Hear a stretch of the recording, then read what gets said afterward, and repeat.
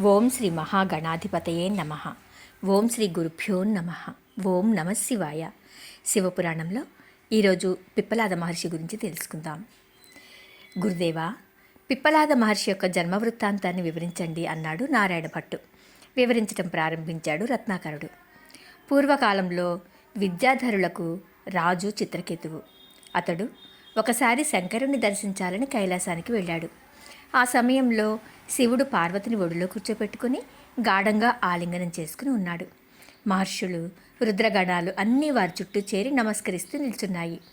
ఆ దృశ్యం చూసిన చిత్రకేతువు భార్యాబిడ్డల సంసార బంధనాలలో కూరుకుపోయిన పామరుడిలాగా, ఈశ్వరుడు ఇలా చేయటం బాగాలేదు, శివుడంతటి వాడే ఈ రకంగా చేస్తే రేపు మునులు, ఋషులు ఏం చేస్తారు అని పెద్దగానే అన్నాడు.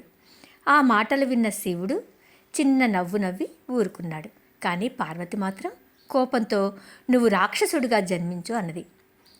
త్వష్ట అనేవాడు ఒక ప్రజాపతి. ఒకసారి ఇంద్రుని మీద అతడికి చాలా కోపం వచ్చింది. అందుకని ఇంద్రుని సంహరించడానికి తన తపశ్శక్తితో విశ్వరూపుడు అనే కుమారుని సృష్టించాడు. ఇంద్రుడు వాడిని చంపేశాడు. విశ్వరూపుని మరణవార్త విన్న త్వష్ట హోమం చేశాడు. హోమగుండం నుంచి అగ్నితో సమానమైన తేజస్సు కలవాడు, సూర్యుడంత ప్రతాపం కలవాడు, దివ్య కాంతులతో విరాజిల్లేవాడు అయిన కుమారుడు ఉదయించాడు.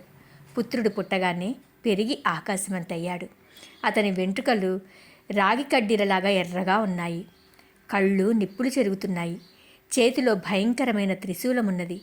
నోరు కొండగుహలాగా ఉన్నది. నాలుక చాస్తే నక్షత్రమండలాన్ని తాకేట్టు ఉన్నది. అతడు ముల్లోకాలను ఆవరించి ఉన్నాడు. అందుచేత వృత్రుడు అని పేరు పెట్టాడు త్వష్ట ప్రజాపతి. వృత్రుడు ఇంద్రుని మీదకి దండెత్తి ఇంద్రుని ఓడించాడు. దేవతల దివ్యాస్త్రాలు వాడి ముందు పనిచేయలేదు. అప్పుడు దేవతలంతా శ్రీమన్నారాయణుని ప్రార్థించారు.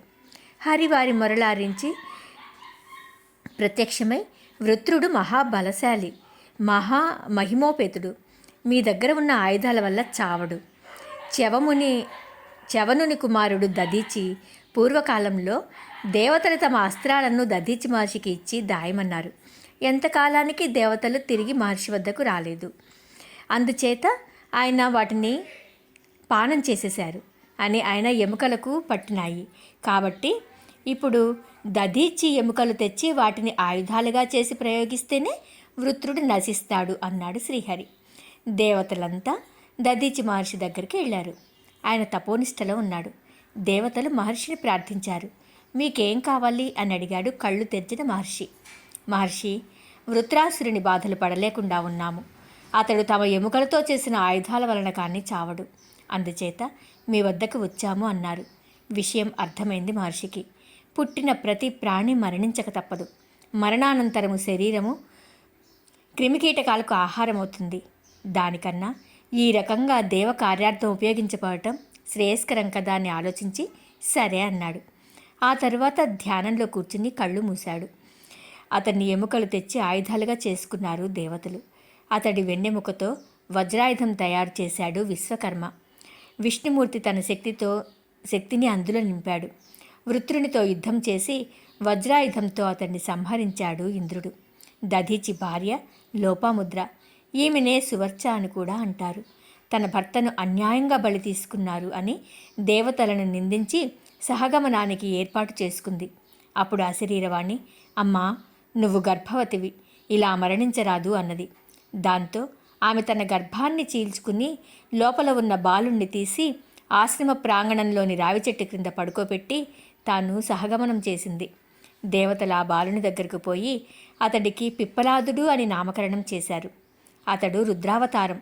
తర్వాత కాలంలో పిప్పలాదుడు అనరణ్య మహారాజు కుమార్తెను వివాహమాడి స్వస్వరూప జ్ఞానం పొంది బ్రహ్మజ్ఞాని అనే పేరు పొందాడు అంటూ పిప్పలాదుని జన్మ వృత్తాంతాన్ని వివరించాడు రత్నాకరుడు. ఓం నమ శివాయ. రేపటి రోజున నలదమయంతుల గురించి తెలుసుకుందాము.